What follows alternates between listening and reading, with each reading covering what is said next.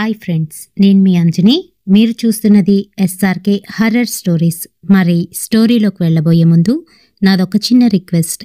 For best realistic horror and thrilling experience కోసం తప్పకుండా హెడ్సెట్ని అయితే పెట్టుకోండి.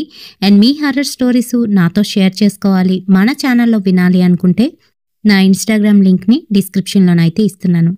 అక్కడికి వచ్చి మీ స్టోరీస్ని నాతో షేర్ చేసుకోవచ్చు. అది వాయిస్ మెసేజ్ రూపంగానైనా లేదంటే మెసేజ్ రూపంగానైనా. మరి లాస్ట్ వీడియోకి మనకి వచ్చిన కామెంట్స్ ఎక్కడెక్కడి నుంచి ఎవరెవరి దగ్గర నుంచి వచ్చాయనేది చూసేద్దామా. మరి వీరమణి సిస్టర్, బాలాజీ గారు విజయనగరం నుంచి, Bali Lakshmi sister, N Lakshmi sister, Lakshmi sister, Ruby sister, ఇంకా సంధ్య గారు, వసుధ సిస్టర్, గౌతమ్ గారు, మౌనిక, మురళీకృష్ణ గారు, బాసిన విజయ సిస్టర్, ఇంకా ఇంద్రాస్ కిచెన్ నుంచి ఇందిరా గారు, యు స్వామి గారు, అములు సిస్టర్, మల్లికశ్రీ సిస్టర్, తులసి సిస్టర్, గ్రీన్ హ్యాండ్స్ నుంచి స్వాతి సిస్టర్, హాసిని బ్లాగ్స్ నుంచి రవిశంకర్ గారు, ధీరజ్ గారు, Nagendra Prasad garu, Sriram garu, Vijayakrishna Rani sister, Hemakanthi sister, Rajeshwari sister, Dhanaraju brother, Satya sister, Imam garu, Jabibulla గారు, శివు తమ్ముడు, చిన్ను అనే అకౌంట్ నుంచి సుమతి సిస్టర్, ఇంకా రవీంద్ర అన్నయ్య. ఇంకా ఎవరినైనా మిస్ చేసినట్లు అనిపిస్తే ఖచ్చితంగా నాకు కామెంట్ సెక్షన్లోనైతే కామెంట్ చేయండి. నెక్స్ట్ వీడియోలోనే మీ పేరుని ఖచ్చితంగా తీస్తాను. ఇప్పుడైతే ఏమాత్రం ఆలస్యం చేయకుండా వీడియోలోకి వెళ్ళిపోదాం.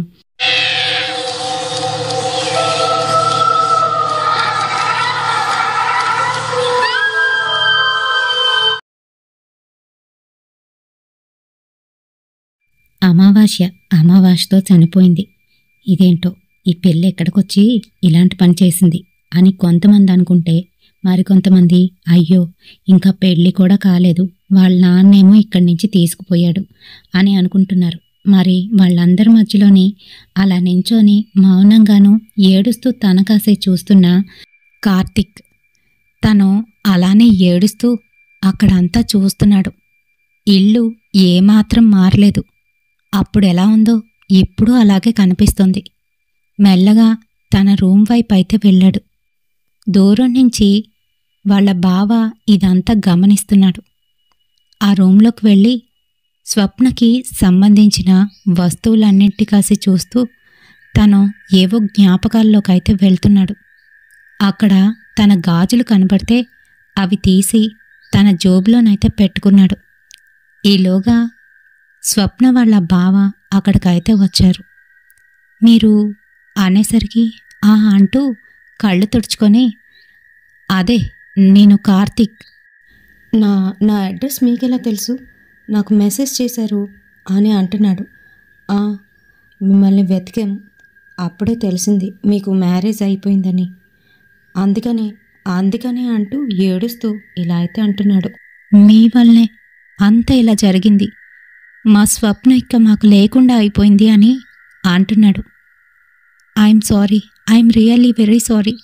నేను స్వప్న కోసం తిరగని రోజు లేదు. అంతే ఇలా జరిగిపోయింది. మీ మావయ్య గారు ఇదంతా చేశారు అని తను ఏడుస్తూనైతే చెప్తున్నాడు. సరే, ఇంకా తన్ని ఎవరో పిలిస్తే బయటికైతే వెళ్ళిపోయాడు. ఈలోగా కార్తీక్ స్వప్న వార్డ్రోబ్ అయితే ఓపెన్ చేశాడు. బాగా దుమ్ము పట్టేసి ఒకటో రెండో తన బట్టలైతే కనిపిస్తున్నాయి. అక్కడ తనకెంతో ఇష్టమైన ఆ వైలెట్ కలర్ డ్రెస్ అయితే కనిపిస్తుంది. అది తీసుకొని తన మీద పెట్టుకొని తన్నే ఆలోచిస్తూ అలానే ఉన్నాడు. ఈలోగా ఒక చల్లటి గాలి తనని తాక్కుంటూ వెళ్ళింది. అంతే, ఒక్కసారిగా షాక్ అయ్యాడు. వెనక్కి తిరిగి చూశాడు. ఏంటో స్వప్న తన వెనకాలుంటే ఎలా ఉంటుందో అలా అయితే అనిపించింది ఒకేసారి కార్తిక్కి. ఇంకా తను అక్కడి నుంచి కళ్ళు తుడుచుకొని ఆ డ్రెస్ని మళ్ళీ యథావిధిగా ఆ వార్డ్రోబ్లోనైతే పెట్టేశాడు. కార్యక్రమం అంతా కూడా పూర్తయింది. ఇంక తను ఇంటికైతే బయలుదేరాలి. ఆ రాత్రి సమయంలోని వేరొక సిటీకైతే వెళ్ళాలి. మరి అలానే బస్ కోసం అయితే నించున్నాడు.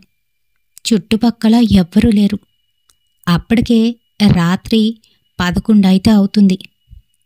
తను ఎక్కాల్సిన బస్సు 11:30కైతే ఉంది. మరీలోగా తను అక్కడే కూర్చొని ఆలోచనలోనైతే పడ్డాడు. ఏంటి ఇలా జరిగింది, ఎందుకిలా చేశావని మనసులోనైతే అనుకుంటున్నాడు. అంతే, మళ్ళీ ఒక చల్లటి గాలి తన్ని తాక్కుంటూ వెళ్ళింది. మళ్ళీ అదే ఫీలింగ్. స్వప్న అక్కడే ఉన్నట్టు, తన్నే చూస్తున్నట్టు. తనకసలా ఏమీ అర్థం కావట్లేదు. ఈలోగా బస్ వచ్చేసింది. ఇంటికైతే వచ్చేశాడు 1 గంటలో. ఇంట్లోని తన చిన్నారి పాప తన కోసం ఎదురు చూస్తుంది. అయినా కూడాను అవేమీ పట్టించుకోకుండా, నాకు చిరాగ్గా ఉంది, నన్ను డిస్టర్బ్ చేయకండి అంటూ తన రూంలోకి వెళ్ళి తలుపేసుకున్నాడు. తనింకా ఆలోచిస్తున్నాడు. ఛ, అంత నా వల్లేనా? నా వల్లనే ఇలా జరిగిందా స్వప్న అనుకుంటూ బాధపడుతున్నాడు. నిద్రపోవడానికి ఎంతగానో ప్రయత్నిస్తున్నాడు గాని తనకి ఏ కోసానా నిద్ర అయితే పట్టడం లేదు. స్వప్నే ధ్యాసలోనైతే ఉంది. తను చనిపోయినప్పుడు చాలా పీలగానైతే మారిపోయింది. తను కళ్ళంటే చాలా ఇష్టం కార్తీక్కి. అయితే మరి చనిపోయిన తర్వాత కనీసం తన్ను చూసుకోవడానికి కూడా ఆనవాళ్ళు లేకుండా అన్నీ చెరిపేసుకున్నాడు. అసలు ఎందుకిలా జరిగింది అని బాధపడిపోతున్నాడు. మరి అలానే నిద్రలోకైతే జారుకున్నాడు. అదే సమయంలోని అక్కడ ఆ స్వప్న ఆత్మ తిరుగుతూ తనకాసే చూస్తూ తన్ని పట్టుకోవడానికి ప్రయత్నిస్తుంది. కానీ తనని చేరుకోలేకపోతుంది, పట్టుకోలేకపోతుంది. మరి కార్తీక్ మటుకు నిద్దట్లోని అటు ఇటు కదులుతున్నాడు. తనకి ముందు జరిగిన విషయాలన్నీ కూడా ఒక్కొక్కటిగా జ్ఞాపకమైతే వస్తున్నాయి. స్వప్న స్వప్న అంటూ కలవరిస్తున్నాడు. మరి తను టీనేజ్లో ఉంటుండగా ఒక అమ్మాయినైతే ప్రేమించాడు. అది వాళ్ళింటి దగ్గరలోనే. వాళ్ళ నాన్న చండ శాసనుడు. అయినా కూడాను స్వప్న అంటే చాలా ఇష్టం. చిన్నప్పటి నుంచి ఒకే స్కూల్లోనైతే చదివారు ఇద్దరును. అప్పటినుంచి స్వప్నని ఎప్పుడు కూడా వదలలేదు కార్తీక్. చాలా సంవత్సరాల తర్వాత స్వప్నని వదిలేసి నేను దూరంగా వెళ్ళవలసిన రోజు అది. నేను అలానే నించొని ఉన్నాను. స్వప్న వాళ్ళ ఫ్రెండ్ ఇంటికైతే వెళ్ళాం. అక్కడ స్వప్న నన్ను చూసి గట్టిగా హగ్ చేసుకొని, కార్తీక్ నన్ను వదిలి వెళ్ళిపోకు అంటూ నా మీద పడి ఏడుస్తుంది. స్వప్న, నిన్ను వదిలి వెళ్ళడానికి నాకు ఇష్టం లేదు. కానీ నేనేదైనా ఉద్యోగం చేస్తేనే కదా నిన్ను పోషించగలను.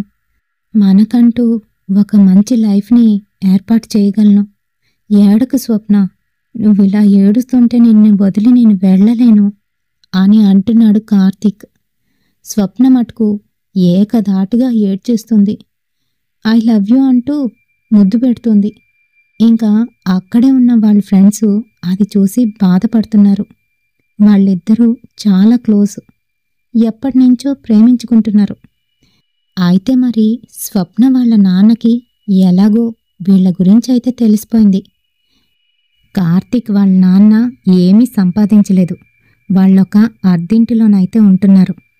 కార్తీక్ ఒక్కడే కొడుకు, తల్లి కూడా లేదు. అలాంటి ఇంటికి నిన్నెలా పంపిస్తాననుకున్నావు? నీ గ్రాడ్యుయేషన్ ఫినిష్ అవ్వగానే మీ బావకిచ్చి పెళ్లి చేస్తాను అని మంకు పట్టి కూర్చున్నాడు. మరి ఆ సంగతి తనకైతే తెలుసు. అందుకనే కార్తీక్ వెళ్ళిపోతున్నాడు. అదైతే గుర్తొస్తుంది ఒక కలలాగా. కార్తీక్ అటు ఇటు కదిలిపోతున్నాడు. మరి కార్తీక్ కాళ్ళ దగ్గరే తనైతే అలానే నించొని కార్తీక్నైతే చూస్తోంది. కార్తీక్ కళ ద్వారా తన మీడియం చేసుకొని కనెక్ట్ అవ్వడానికైతే చూస్తోంది. మరి ఈలోగా కార్తీక్ మరొక విధంగానైతే కలకంటున్నాడు. అది వాళ్ళు కాలేజీకి వెళ్తున్న మొదటి రోజు. ఇద్దరూ కలిసి అయితే వెళ్తున్నారు. అప్పటికి కార్తీక్కి స్వప్నకి ఎటువంటి అభిప్రాయం అయితే లేదు. వాళ్ళిద్దరూ అప్పటికి ఫ్రెండ్స్ మాత్రమే, క్లోజ్ ఫ్రెండ్స్. ఏ విషయమైనా ఇద్దరూ షేర్ చేసుకుంటూ ఉండేవారు. అయితే అలా వెళ్తున్న వాళ్ళని సీనియర్ అయితే పిలిచాడు. వాళ్ళిద్దరూ దగ్గరికి వెళ్తే కార్తీక్ కాస్త చూసి, వీడు నీ బాయ్ ఫ్రెండా అని స్వప్ననైతే అడిగారు. కాదు, జస్ట్ ఫ్రెండు అని చెప్తుంది స్వప్న. ఓహో, జస్ట్ ఫ్రెండా అయితే మాకేంటి, మీరిద్దరూ లవ్వర్స్లా కనిపిస్తున్నారు, ఎప్పటినుంచి లవ్ ఏంటి అని అడుగుతూ ఉంటే ఇద్దరూ ఒకరి మొహాలొకరైతే చూసుకుంటున్నారు. ఇంకా వాళ్ళ ర్యాగింగ్ అయిపోయిన తర్వాత అప్పటినుంచి స్వప్న మనసులో, కార్తీక్ మనసులో అది బలంగానైతే నాటుకుంది. అప్పటినుంచి వాళ్ళ ఆలోచనలు కూడా మారిపోయాయి. ఇక రానే వచ్చింది వ్యాలంటైన్స్ డే. ఆ రోజు ఎలాగైనా తనకి ప్రపోజ్ చేయాలని ఒక పెద్ద డైరీ మిల్క్ పట్టుకొని వెళ్ళాడు కార్తీక్. సినిమాకు కూడా తీసుకువెళ్ళాడు. సినిమా హాల్లోని తనతో ఈ విషయం చెప్తూ డైరీ మిల్క్ అయితే ఇచ్చాడు. మరి దానికి ఏమాత్రం నో చెప్పకుండా వెంటనే తీసుకొని, ఈ మాట కోసం ఎప్పటినుంచో ఎదురు చూస్తున్నాన్రా అని అంది. ఇంక అంతే, వాళ్ళిద్దరూ అప్పటినుంచి ఇప్పటి వరకు అలానే ఉన్నారు. అయితే మరి వాళ్ళిద్దరి మధ్యలోని ఎటువంటి సీక్రెట్స్ కూడా లేవు. తను ఎంతో సంతోషంగానైతే ఉన్నాడు. ఇద్దరూ చదువు కొనసాగిస్తూనే వాళ్ళ రిలేషన్ని కూడాను అలానే పోనిస్తున్నారు. అయితే మధ్యలోని కార్తీక్ వాళ్ళ నాన్నకి ఆరోగ్యం అయితే బాగోలేదు. అండ్ వాళ్ళ ఫైనాన్షియల్ స్టేటస్ కూడాను సరిగ్గా లేకపోవడంతోనే కార్తీక్ వాళ్ళ నాన్న చదువు ఆపేసి ఏదైనా ఉద్యోగం అయితే చూసుకోమన్నాడు. ఎవరో చెప్తే తను ఆర్మీ, నేవీ, డిఫెన్స్లోకి వెళ్తే మంచిదన్నారని, త్వరగా లైఫ్లో సెటిల్ అవ్వచ్చు అన్నారని తను డిఫెన్స్కి అప్లికేషన్ అయితే పెట్టుకున్నాడు. మరి తను ఉద్యోగం చేసుకొని బాగా సంపాదించి అక్కడి నుంచి వచ్చేసరికి స్వప్న వాళ్ళ ఇంటికి పెద్ద తాళం కప్పు అయితే కనిపించింది. స్వప్న అక్కడ లేదు. ఇరుగు పొరుగు వారినైతే అడుగుతున్నాడు. మరి తను ఒక్కడే కావడంతోని తను అక్కడికి వెళ్ళిపోతే వాళ్ళ నాన్న ఒక్కడే ఇబ్బంది పడతాడని వాళ్ళ నాన్నని కూడా తీసుకొని వెళ్ళిపోయాడు. అందుకనే ఆయనకి కూడాను స్వప్న వాళ్ళు ఎక్కడికి వెళ్ళాడో అనేది తెలీదు. మరి అక్కడున్న ఇరుగు పొరుగు వారినైతే కంగారు పడుతూ, ఈ ఇంట్లోని స్వప్న ఇంకాను మహేష్ గారు ఉండాలి కదండి, వాళ్ళేరి ఎక్కడికి వెళ్ళారు, ఈ ఇండ్లేంటి ఇలా అయిపోయింది, తాళం వేస్తుందేంటి అని ఒకదాని తర్వాత ఒకటి కంగారు పడుతూ అడుగుతున్నాడు. అక్కడున్నవాళ్ళు తను కాసి విచిత్రంగానైతే చూశారు. బాబూ, నువ్వెవరు, ఏమవుతావు అని అడుగుతున్నారు. అది నేను వాళ్ళ చుట్టానండి. స్వప్న వాళ్ళు ఎక్కడికి వెళ్ళిపోయారు అని అడుగుతున్నాడు. అదా, వాళ్ళ నాన్న వాళ్ళ మేనత్తకు బాగోలేదని అమ్మాయితో పాటు ఆ ఊరెళ్ళిపోయారు. సొంతిళ్ళైనప్పటికీ కూడాను అద్దెకైతే ఇవ్వలేదు. అప్పుడప్పుడు వస్తారనుకుంటాను అని అనుకుంటూ వాళ్ళైతే లోపలికి వెళ్ళిపోయారు. మరి అది విన్నా కార్తీక్కి ఏమీ అర్థం కావట్లేదు. అప్పుడే స్ట్రైక్ అయింది. స్వప్న ఫ్రెండ్ అంటూ వాళ్ళింటికి కూడా వెళ్ళాడు. కానీ ఏం లాభం, అక్కడైతే వాళ్ళు లేరు. అండ్ అలాగే ఎవరు కూడా కాంటాక్ట్స్లో లేరు. స్వప్న నెంబరు పనిచేయట్లేదు. తంది పూర్తిగాను స్విచ్ ఆఫ్ అనే వస్తుంది. ఇప్పుడు కాదు, తిను డిఫెన్స్లోకి వెళ్ళిన తర్వాత ఒక 1 మంత్ బాగానే ఇద్దరు మాట్లాడుకున్నారు. సడన్గా ఉన్నట్టుండి ఒకరోజు స్వప్న, ఇంట్లో ఏదో తేడాగా అనిపిస్తుంది, నాన్న మాటలు నాకెందుకో భయాన్ని కల్పిస్తున్నాయని అంది. అది పెద్ద సీరియస్గానైతే తీసుకోలేదు. కానీ తర్వాత నుంచి స్వప్న నెంబర్ అయితే పనిచేయకుండా పోయింది. ఎంత ట్రై చేశాడో, ఎన్ని రకాలుగా ట్రై చేస్తున్నా కూడా అవ్వలేదు. మరైతే ఇప్పుడు ఏం చెయ్యాలి, ఎక్కడికి వెళ్ళిపోయింది స్వప్న అంటూ ఉబ్బి తబ్బిబ్బైపోతున్నాడు. నన్ను వదిలి స్వప్న ఉండలేదు, అలా ఉందంటే ఖచ్చితంగా చనిపోయినట్టే అని బాధపడుతున్నాడు. ఎందుకనంటే అప్పటికే వాళ్ళిద్దరూ శారీరకంగానైతే కలిశారు. మానసికంగా, శారీరకంగా ఒక్కటైన వాళ్ళిద్దరూ ఒకరిని విడిచి ఒకరైతే ఉండలేరు. ఏదైనా నాతో షేర్ చేసే స్వప్న ఎందుకు ఈ విషయాన్ని చెప్పలేదు అని కుమిలిపోతున్నాడు. ఆ రోజు రాత్రి తను అలానే ఇంటికి వచ్చి తాగడం అయితే మొదలుపెట్టాడు. అంతేకాదు, ఎలాగైనా కూడా స్వప్నని వెతికించాలి, ఏ ఊరు వెళ్ళుంటుంది అని తానైతే అన్నీ రివైజ్ చేసుకొని ఒక్కసారి ఆలోచిస్తున్నాడు. మరి పాపం తను రిటర్న్ వద్దామనుకున్నా ఉద్యోగరీత్యా, పైగా తను ఉంటున్న పరిస్థితులు బట్టి తను అక్కడి నుంచి ఆ సమయంలో రాలేకపోయాడు. అదే అంటారు కదా, విధి ఆడిన వింత నాటకమని. ఆ నాటకంలోని పాముగానైతే మారిపోయాడు. ఎలాగైనా స్వప్నని వెతికి పట్టుకోవాలి, తన్ని పెళ్లి చేసుకోవాలి అని మనసులోనైతే అనుకుంటున్నాడు. ఇంక తను అలానే తాగుతూ బాగా బానిసలాగైతే మారిపోతున్నాడు. అది చూస్తున్న తన తండ్రికి మటుకు అది అస్సలు నచ్చట్లేదు. ఎందుకురా ఇలా అవుతున్నావు? ఎందుకు? స్వప్న కోసమేనా? స్వప్న చనిపోయి ఉంటుంది. ఇన్ని రోజులు నిన్ను చూడకుండా ఉండలేదు. నాకు తెలుసు కదా మీ ప్రేమ గురించి. నువ్వు కూడా ఆలోచించు. ఎందుకు ఎందుకు ఇలా అయిపోతున్నావు? నాకు నువ్వు తప్ప ఇంకెవరున్నారా? నా ఆరోగ్యం చూస్తే అంతంత మాత్రం. నేను చెప్పిన మాట విను. నీకు ఒక లైఫ్ ఉంది, నువ్వు దాన్ని పాడు చేసుకోకు. నువ్వు పెళ్లి చేసుకుంటే నీకు అందమైన కుటుంబం వస్తుంది. మీ అమ్మ లేదు, నేను చూడు నిన్ను పెంచుకొని ఉండలేదా? అలానే నువ్వు పెళ్లి చేసుకుంటే కనీసం నన్ను సంతోషపెట్టిన వాడిపోతావు. నీ జీవితం బాగుంటుంది. ఇవన్నీ మర్చిపోతావురా అని నచ్చజెప్పాడు. మరి ఎన్నో విధాలుగా నచ్చజెప్పాడు. ఆ తర్వాత కార్తీక్ కూడా చాలా విధాలుగా ప్రయత్నించాడు. కానీ స్వప్న జాడ ఎక్కడా కనిపించలేదు. మరి ఇంకా ఆఖరికి తన మరదలకే ఇచ్చి కార్తీక్కి పెళ్ళైతే జరిపించేశాడు వాళ్ళ నాన్న. తను కూడా చాలా మంచి మనిషి. ఎక్కువ మాట్లాడుతూ ఎదుటి వాళ్ళు ఏమీ చెప్పకపోయినా కూడాను వాళ్ళ మనసులోని భావాల్ని ఇట్టే అర్థం చేసుకొని దానికి తగ్గట్టుగా నడుచుకు వెళ్ళిపోతుంది. చదువుకున్నప్పటికీ కూడాను ఎటువంటి అహంకారం అయితే లేదు. పైగా తిను ఆల్రెడీ స్వప్నను ప్రేమించిన విషయం తనకైతే తెలుసు. మరి తన పేరు ప్రియ. ప్రియ అందంతో పాటు అణుగుగల మనిషి. అయితే మొదట్లో కార్తీకు ఎడముఖంగా పెడముఖంగా ఉన్నప్పటికీ కూడాను రాను రాను ప్రియ అందానికి, ప్రియ మంచితనానికి బానిసైపోయాడు. మెల్లగా ప్రియ అంటే ఇష్టం పెంచుకున్నాడు. మరి తర్వాత వాళ్ళకొక పాప కూడా పుట్టేసింది. తనకిప్పుడు 3 ఏళ్ళు. మరి అప్పుడే మెసేజ్ చూసుకున్న కార్తీక్ ప్రియతో అంటున్నాడు, ప్రియా నేను అర్జెంటుగా ఊరు వెళ్ళాలి అని చెప్తున్నాడు. ఏంటి, ఎక్కడి నుంచి మెసేజు? ఊరంటున్నావు అని అంటూ ఉంటే, అదే నా ఎక్స్ చనిపోయిందంట అని చెప్తున్నాడు. ఓ సారీరా అంటూ తన దగ్గరికి వచ్చి, సరే సరే నీ బట్టలు ప్యాక్ చేయమంటావా అని అంటుంది. ప్యాక్ చేసేవా?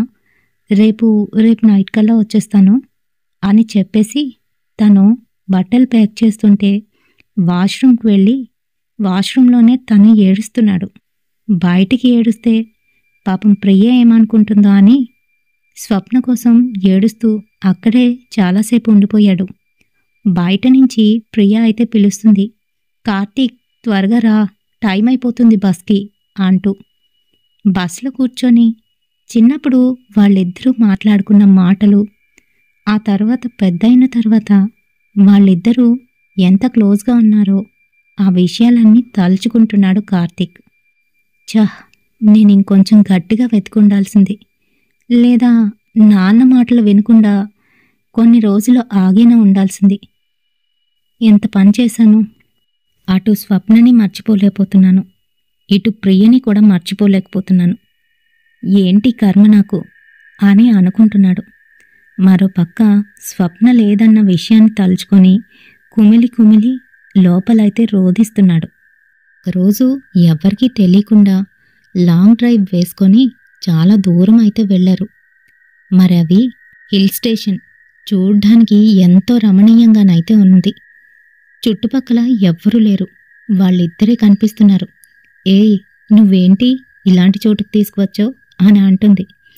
మరి ఎక్కడికో వెళ్దాం ప్రతిసారి తినేస్తున్నావు కదా, అందుకనే ఇక్కడికి తీసుకువచ్చాను, ఇంకోసారి అడగవు కదా అని అంటున్నాడు.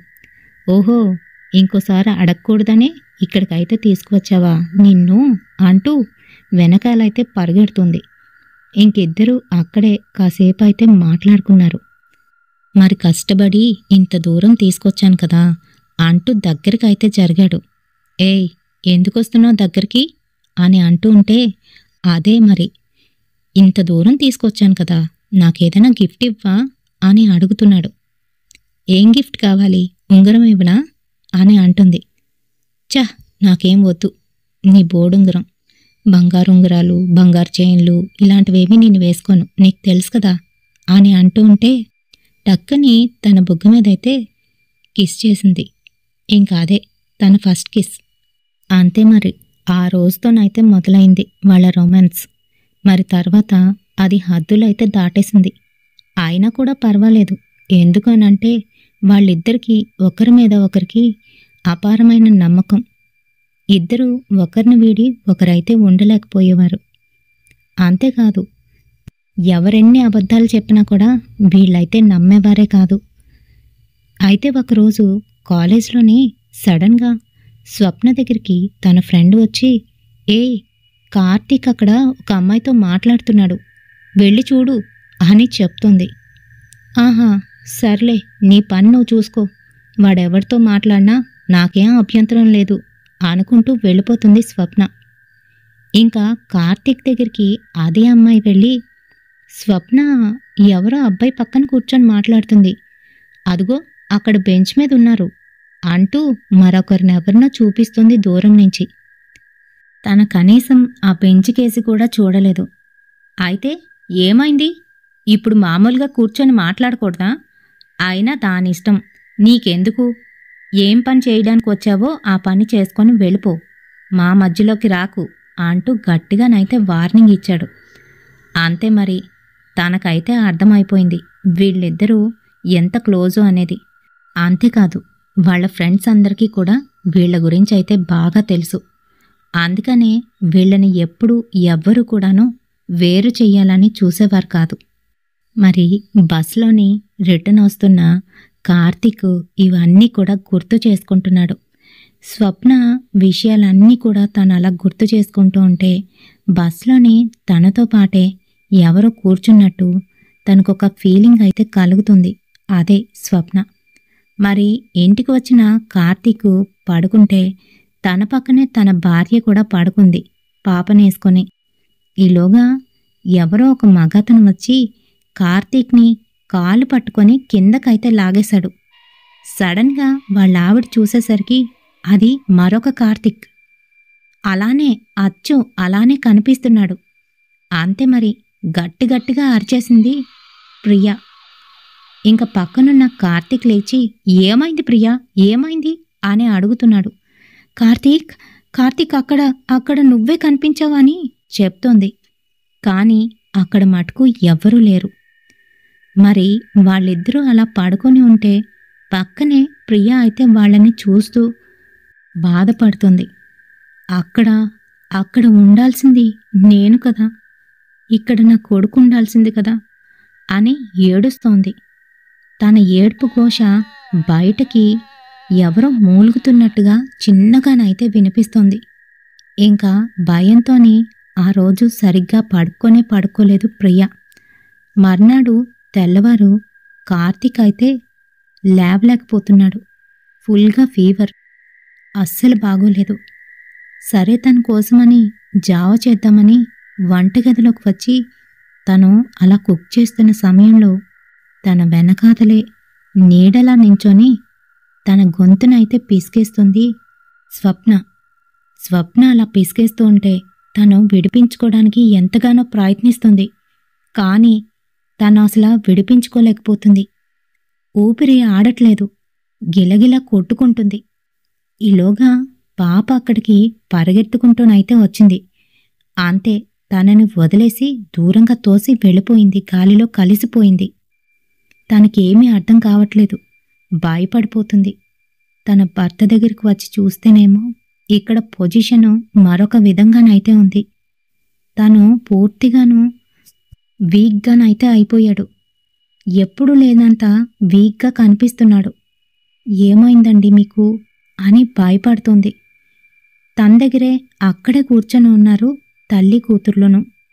మరి వాళ్ళ దగ్గరే స్వప్న కూడాను అలానే నించొని వాళ్ళ కాసి కోపంగానైతే చూస్తోంది.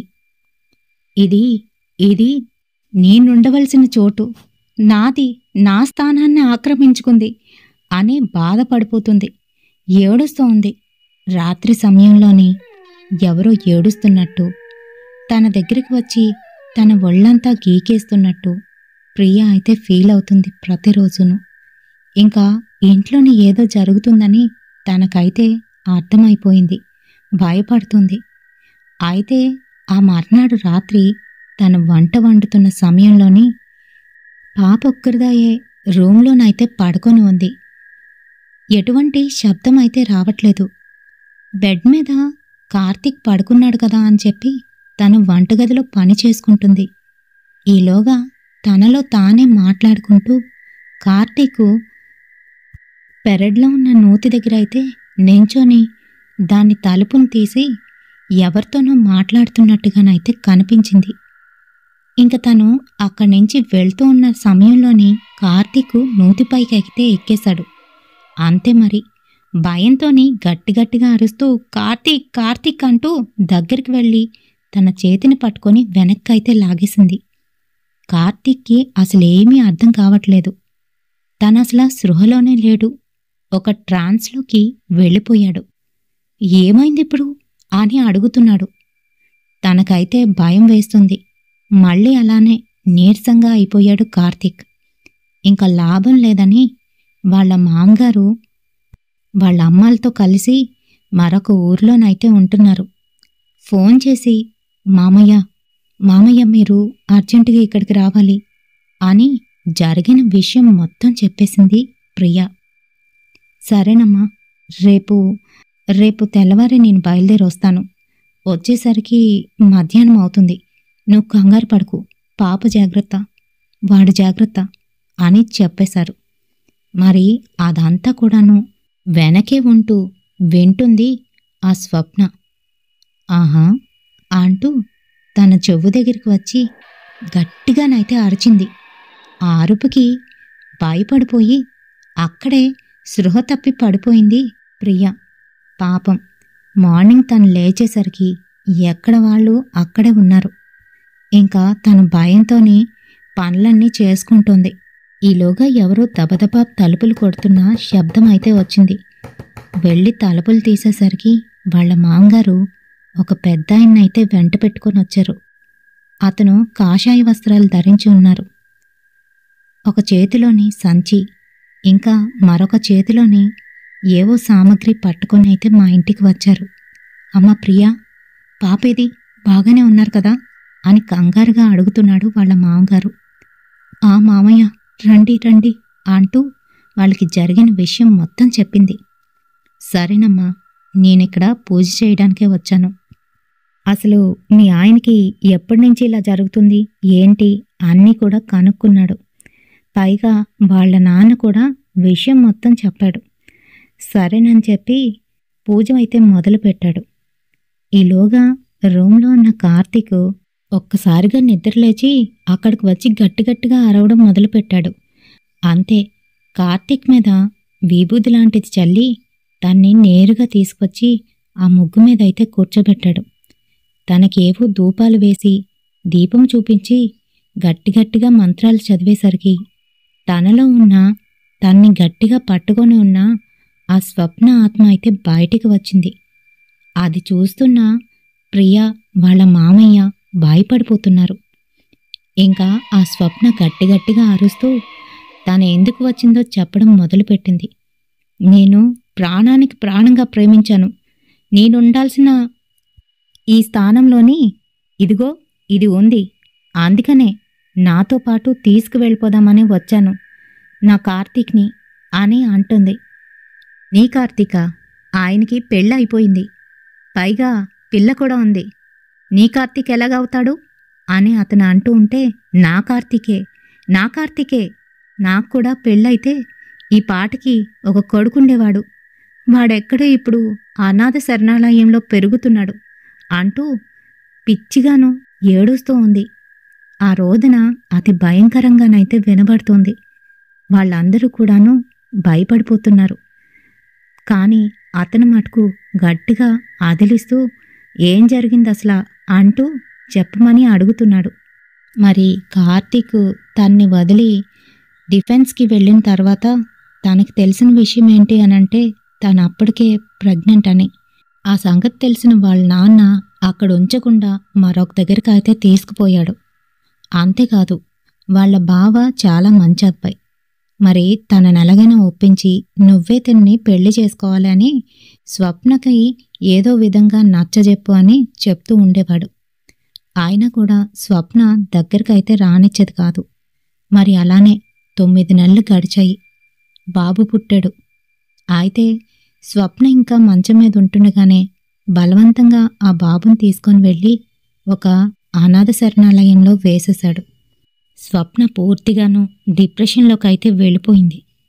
చాన్నాళ్ళు ఎవరితో మాట్లాడకుండా తలుపులు వేసుకొని కార్తీక్ గురించి బాబు గురించి ఆలోచిస్తూ ఉండేది.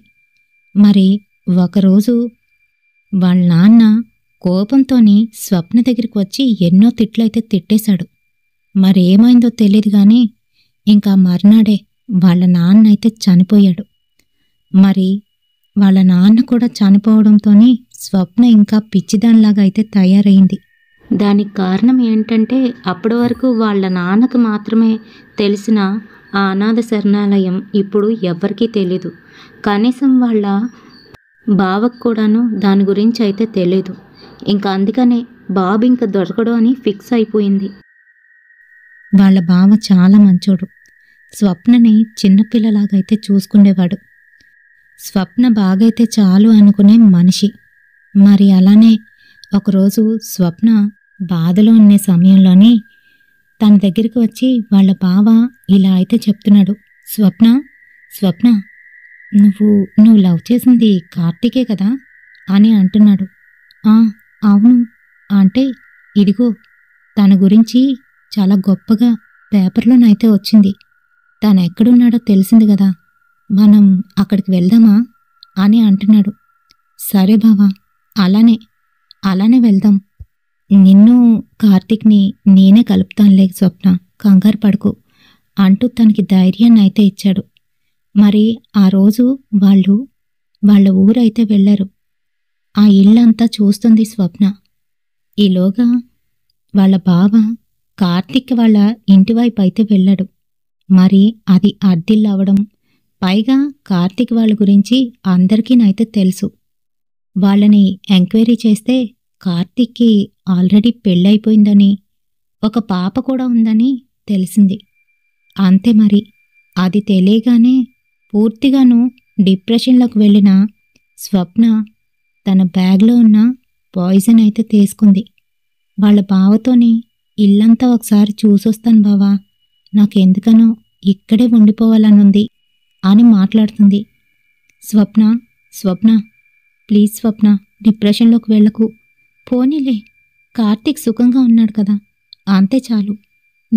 నువ్వింకేమీ ఆలోచించకు స్వప్న అని చెప్తూ ఉంటే తను కాసి వింతగా చూసి నవ్వేసి తన రూంలోకి వెళ్ళి ఆ పాయిజన్ సీసా తీసుకొని తాగేసింది. అంతే మరి. ఒక 5 నిమిషాలకే స్వప్న ఉలుకు పలుకు లేకుండా అదే రూంలోని తన మంచం మీద అయితే పడుకొని కనిపించింది. సర్లే, డిప్రెషన్లో ఉంది, పడుకుందేమో అనుకొని తాను కూడాను లోపలికి వెళ్లకుండా ఇంకా మిగతా వారితోనైతే మాట్లాడుతున్నారు. ఈలోగా ఎంత సమయం అయినా స్వప్న అయితే బయటికి రావట్లేదు. అలానే పడుకొని కనిపించింది. ఎందుకనో భయం వేసి దగ్గరికి వెళ్ళి చూసేసరికి స్వప్న అప్పటికే చనిపోయింది. మరి వాళ్ళు బాగా డబ్బున్నోళ్ళు కావడంతోని మేనేజ్ చేసి తనకి ఎటువంటి గీత కూడా పడకుండా, అంటే అదే పిఎం అవ్వకుండా తనకి అంత్యక్రియలైతే చేసేశాడు. మరి అప్పుడే కార్తీక్ని వాళ్ళ బావ కాంటాక్ట్ అయ్యి తనకి మెసేజ్ అయితే అందించాడు.